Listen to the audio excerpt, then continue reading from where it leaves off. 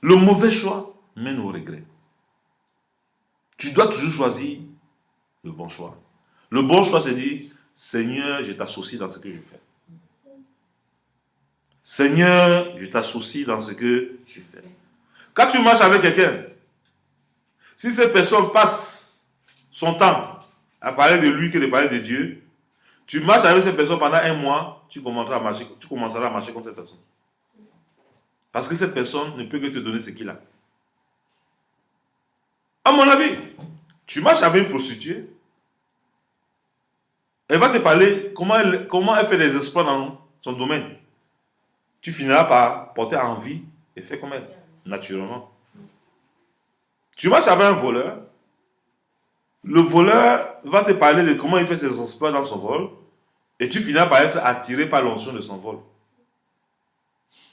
Tu marches avec quelqu'un qui est dans la foi, qui réussit, tu finiras par réussir comme lui. Amen. Tu marches avec ceux qui marchent avec le Jésus qui dit Alléluia, qui se contentent de ça, tu marcheras avec le Jésus Alléluia et tu te contenteras de ça. Amen. Donc tu seras l'appréciation de ce que tu apprécies.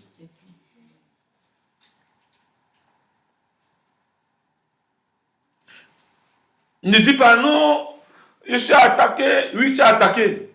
Est-ce que tu n'es pas l'origine de tes attaques?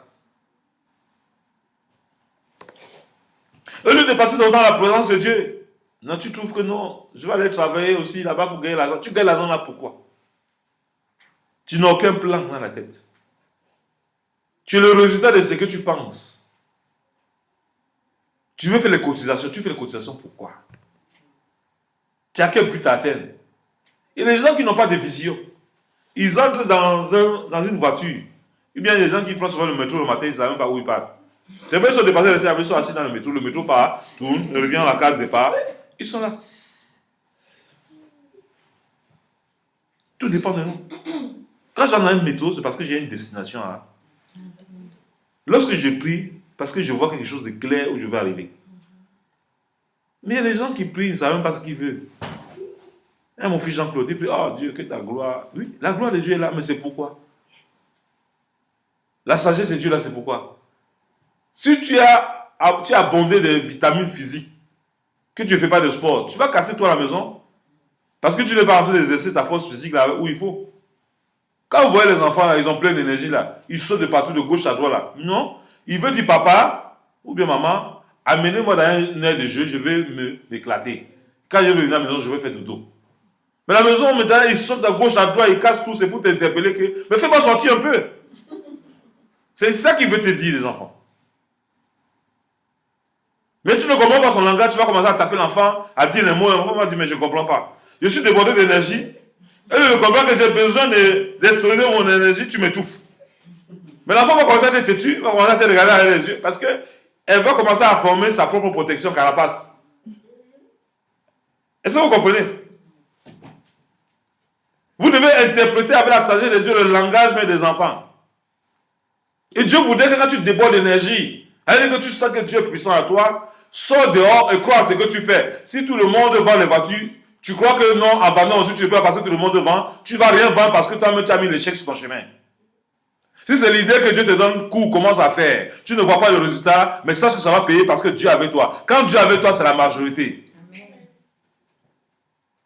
Dieu va te dire, vends l'épargne, tout le monde vend l'épargne. Mais tes pagnes, tu vas vendre, tes pagnes seront enchaînées. Quand les gens vont mettre au pagne, ils vont vouloir venir vers toi parce que c'est enchaîné. Parce que quand tu vas vouloir faire oui, tout le monde fait. Quand je regarde les gens qui confessent, je dis, regarde-moi les gens. Ils ne savent même pas ce qu'il vaut. J'ai la puissance de Dieu, une énergie qui déborde. Tu dors à la maison maintenant, tu commences à regretter, on va dire, oui, si seulement, si seulement. Tu vas étouffer la puissance qui est en toi. La puissance qui est en nous, c'est oser. Un Martin Luther King, il a eu la révélation de Dieu, il a cru. Il a dit les blancs et les noirs vont monter dans le bus. À ce niveau, personne n'a cru en lui. Il dit dans ce pays, les noirs seront présidents. Tout le monde a rigolé. Après combien d'années? Aujourd'hui, il y a la concrétisation de tout ce qu'il dit, c'est réaliste. Pour vous dire, si vous n'avez pas cette dimension et cette révélation avec Dieu, vous ne pouvez pas oser dire certaines choses. Et quand vous commencez à être connecté à Dieu, vous devenez des êtres extraordinaires. Vous dites les choses qui ne sont plus normales, que les gens ne comprennent pas, mais ils vont comprendre plus tard. Dieu va commencer à vous parler de l'avenir.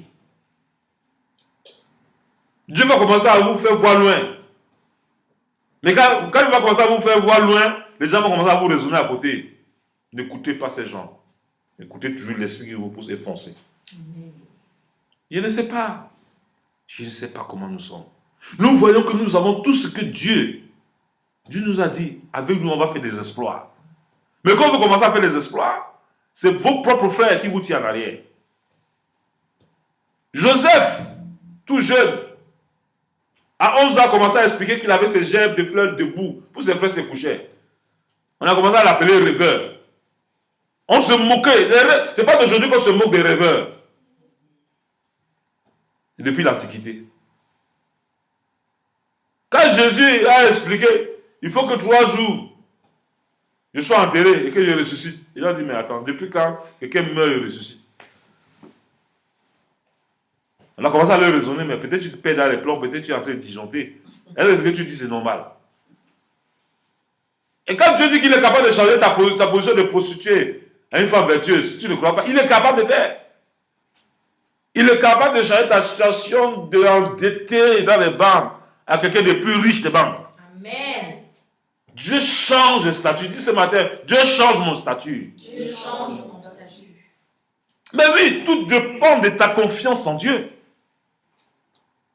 Et avec qui tu marches?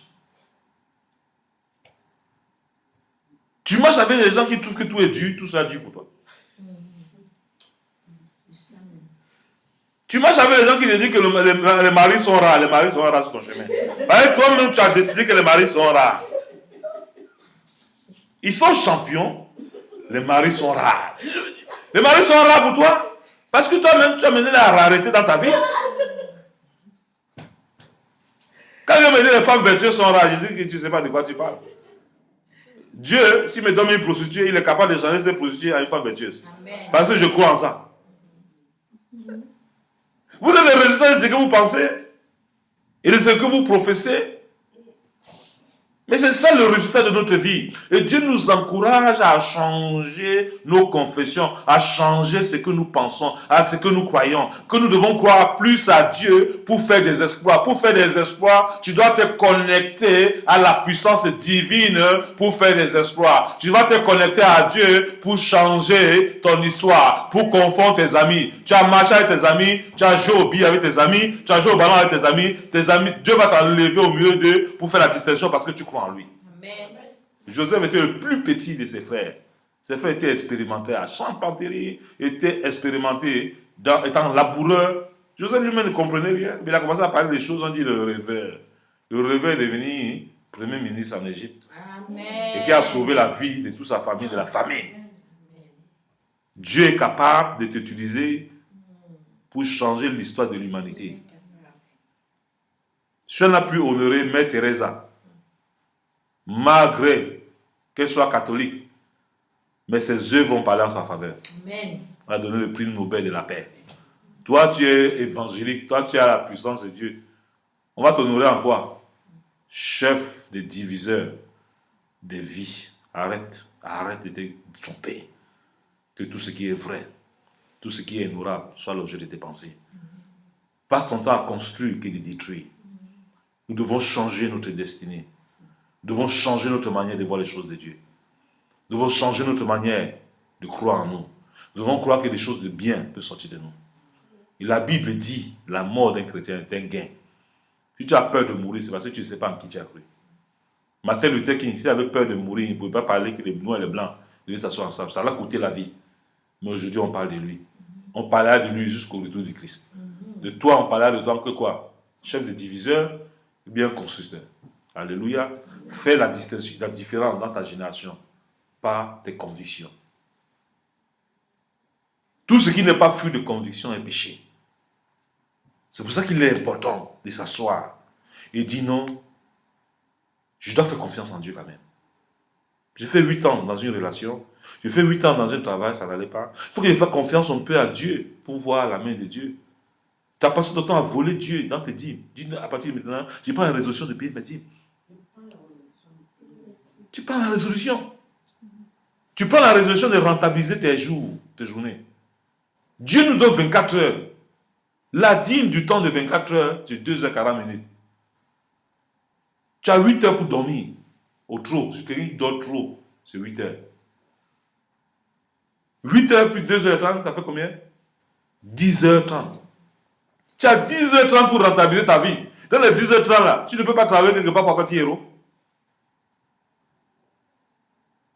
Et tu peux avoir 10, 50. Ça dépend de tes relations avec Dieu. Que de passer ton temps, après ce temps, aller te promener de gauche à droite. Tu peux prendre 5 heures de repassage dans 2 maisons. 5 heures, 5 heures, ça te fait 10 heures. Tu fais ça de tes journées. À la fin du mois, tu auras plus de 1000 euros. Et tu paies ta dîme de tes 1000 euros. Tu verras comment Dieu va faire ta réputation. C'est toi-même qui vas placer les gens comme repasseurs d'habits dans plusieurs maisons à cause de ta réputation. Je vous le dis, expérimentez Dieu. Vous allez voir même les gens vous solliciter, venez garder nos enfants pour vous payer à la fin du mois. Gardez seulement 2 heures de temps. Dieu il peut changer ton histoire. Lorsque tu marches dans les fruits de l'esprit, les gens cherchent les gens de qualité. Mais les gens de qualité ne s'improvisent pas.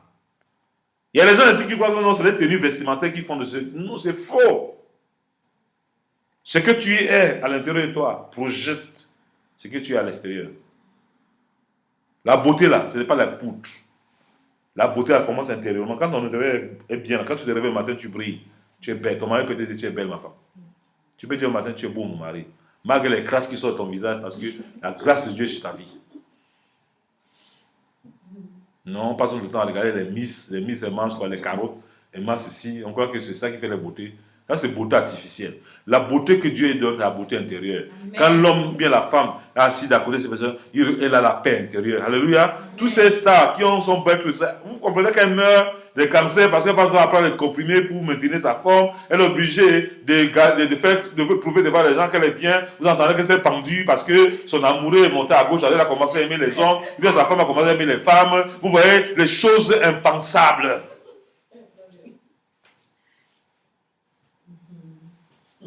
Et vous voyez les chrétiens aussi comment ils dansent, non? Moi, je vais devenir comme tel star. Non, je vais devenir Michael Jackson. Je vais devenir comme cette star de télé. Je vais commencer à faire ça. Vous voyez les attitudes que les gens portent. Ça, c'est n'importe quoi. Le meilleur régime qu'on a vu dans la Bible, Daniel, quand on a voulu l'engraisser avec le porte, il a dit non, prépare-moi juste des légumes, manger des légumes. Il avait bonne mine. Tu veux avoir une bonne mine, mange que des légumes.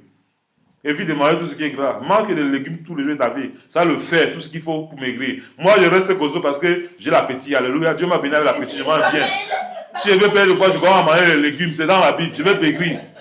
Mais oui, vous ne cherchez pas un régime à long. C'est manger les légumes. Mangez les soupes de légumes. Vous allez maigrir. Vous allez maigrir comme il faut. Et à l'intérieur de vous va être développé avec le sang que Dieu fertilise là. Vous donnez la bonne mine. Les gens vont vous voir, vont pas vous donner votre âge. Parce que Dieu faisait des régimes. C'est dans la Bible. Arrêtez.